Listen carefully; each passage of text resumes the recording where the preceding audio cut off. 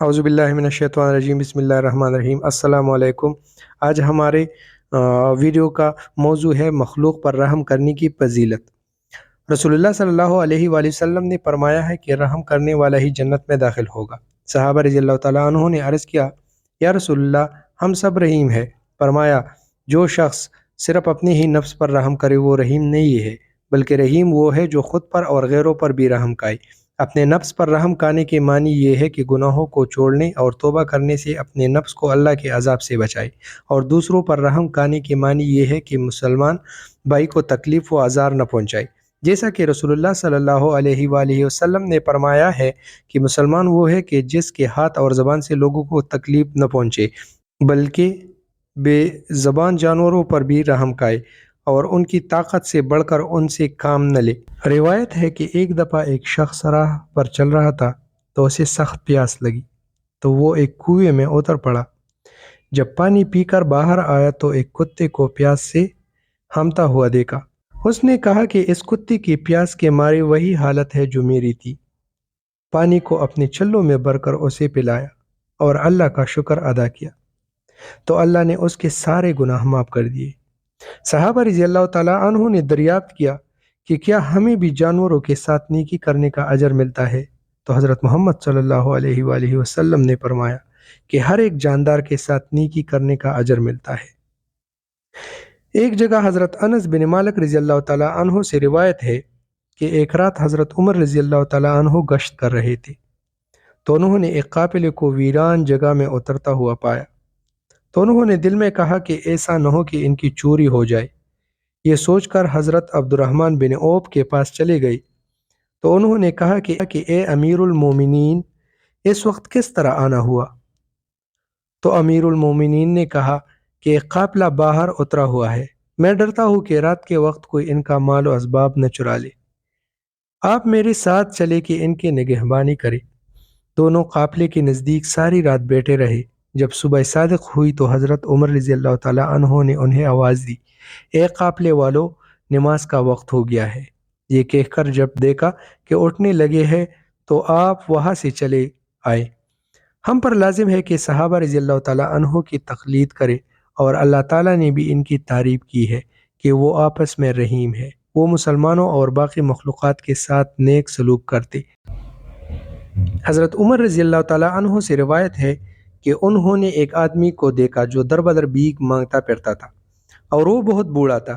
حضرت عمر رضی اللہ تعالیٰ عنہ نے کہا کہ یہ ناانصافی ہوگی کہ ہم بڑھاپے میں اس کی مدد نہ کریں، حالانکہ جوانی میں ہم اس سے جزیہ لیتے رہے۔ پھر حکم دیا کہ مسلمانوں کے بیت المال سے اس کا ذریعہ معاش مقرر کیا جائے۔ حضرت حسن رضی اللہ تعالیٰ عنہ سے روایت ہے کہ رسول اللہ صلی اللہ علیہ وآلہ وسلم نے فرمایا ہے کہ میرے امت کی افضل نماز اور روزی کی کثرت سے جنت میں داخل نہ ہوں گے، بلکہ سینے کی صفائی اور ہاتھ کی سخاوت اور تمام مسلمانوں پر رحمت کرنے سے داخل ہوں گے۔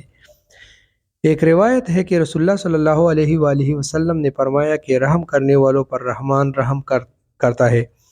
تم روئی زمین کے باشندوں پر رحم کرو، اللہ تم پر آسمان میں رحم کرے گا۔ ایک اور روایت میں ہے کہ جو رحم نہیں کرتا اس پر رحم نہیں کیا جاتا، اور جو بخشش نہیں کرتا وہ معاف نہیں کیا جاتا۔ حضرت مالک بن انس رضی اللہ تعالیٰ عنہ سے روایت ہے کہ رسول اللہ صلی اللہ علیہ وآلہ وسلم نے فرمایا ہے کہ ہر مسلمان پر مسلمانوں کے 4 حقوق ہیں: احسان کرنے والے کی مدد کرنا، گناہگاروں کو معاف کرنا، بیماروں کی تیمارداری اور بیمار پرسی کرنا، اور توبہ کرنے والوں کے ساتھ محبت اور پیار سلوک کرنا۔ ایک اور روایت ہے کہ حضرت موسیٰ علیہ السلام نے اللہ تعالیٰ سے پوچھا کہ یا الہی، کس صفت کے سبب تو نے مجھ کو اپنا دوست اور برگزیدہ بنایا؟ فرمایا کہ لوگوں پر رحم کرنے کی وجہ سے۔ حضرت ابو درداء رضی اللہ تعالیٰ عنہ کے متعلق منقول ہے کہ وہ لڑکوں کے پیچھے لگے رہتے اور ان سے چڑیا خرید کر ان کو آزاد کر دیتے اور ان کو کہتے، اڑ جاؤ، موج کرو، چین اڑاؤ۔ باہمی رحمت، دوستی اور محبت کے بارے میں مومنوں کی مثال ایک جسم کی طرح ہے۔ جب اس کا کوئی عضو بیمار ہوتا ہے تو دوسروں کو قرار نہیں رہتا اور سارا جسم بے چین اور بے کل ہو جاتا ہے۔ اس لیے رسول اللہ صلی اللہ علیہ وآلہ وسلم نے فرمایا ہے کہ مومن کی نیت اس کے عمل سے بہتر ہے۔ سبحان اللہ۔ حضرت عیسیٰ علیہ السلام ایک دن باہر نکلے تو راستے میں انہیں ابلیس ملے۔ इब्लीस के एक हाथ में शहद था और दूसरे में राख। तो हज़रत ईसा अलैहिस्सलाम ने पूछा, ए अल्लाह के दुश्मन, तो इनका क्या करेगा?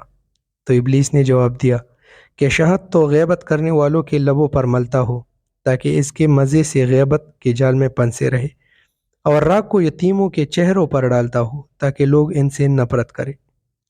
एक जगह रसूलुल्लाह सल्लल्लाहु अलैहि वसल्लम ने फरमाया है कि जब यतीम रोता है तो अर्श कांप उठता है और अल्लाह फरिश्तों को कहता है, ए फरिश्तों, इस यतीम बेकस को जिसके बाप को मैंने मिट्टी में गायब कर दिया है को किसने रुलाया है?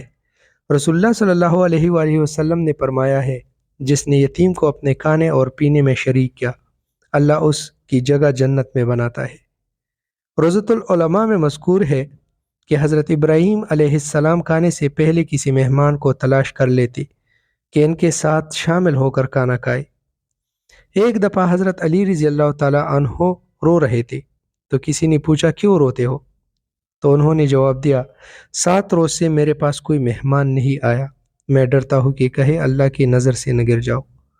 रसूलुल्लाह सल्लल्लाहु अलैहि वसल्लम ने फरमाया है, जो शख्स अल्लाह की रज़ामंदी के लिए किसी भूखे को खाना खिलाए उसके लिए जन्नत वाजिब है, और जिसने भूखे को खाना न खिलाया अल्लाह क़यामत के रोज़ उस पर अपना फजल नहीं करेगा और आग का अजाब देगा। रसूलुल्लाह सल्लल्लाहु अलैहि वसल्लम का कौल है कि सखी अल्लाह के नज़दीक है, जन्नत के करीब है, लोगों के करीब है और दोज़ख से दूर है, और बखील अल्लाह से दूर है, जन्नत से दूर है, लोगों से भी दूर है और दोज़ख के करीब है। रसूलुल्लाह सल्लल्लाहु अलैहि वसल्लम ने फरमाया है कि सखी जाहिल अल्लाह को ज़्यादा पसंद है बनिस्बत बखील आबिद के, और फरमाया कि जब क़यामत का रोज़ होगा तो 4 अशख़ास बग़ैर हिसाब के जन्नत में दाखिल होंगे। पहला वो आलिम जो अपने अमल पर अमल करता है, दूसरा वो हाजी जिसने बग़ैर फसक व फजूर के हज किया और हज करने के बाद तमाम बदकारियों और गुनाहों से बचा रहा यहाँ तक कि मर जाए, तीसरा वो शहीद जो दीन इस्लाम की खातिर मैदान जंग में मारा जाए, चौथा वो सखी जिसने हलाल तरीके से माल कमाया हो और अल्लाह के रास्ते में बग़ैर रियाकारी के खर्च किया हो। ये चारों आपस में झगड़ेंगे कि इनमें से कौन पहले जन्नत में दाखिल हो। हज़रत मक़दाम बिन शरीह के दादा बयान करते हैं कि मैंने रसूलुल्लाह सल्लल्लाहु अलैहि वसल्लम से कहा कि मुझे कोई ऐसा अमल बता दे जिससे जन्नत में चला जाओ। तो फरमाया, दखूल जन्नत और मग़फ़िरत के असबाब मोहताजों को खाना खिलाना और आपस में सलाम पिलाना और शेरी ज़बानी से पेश आना है। हज़रत जाबिर रज़ियल्लाहु ताला अन्हु से रिवायत है कि रसूलुल्लाह सल्लल्लाहु अलैहि वसल्लम से सवाल किया गया कि कौन सा अमल अफजल है, तो हज़रत मोहम्मद सल्लल्लाहु अलैहि वसल्लम ने फरमाया, सब्र और जवान मर्दी और सखावत।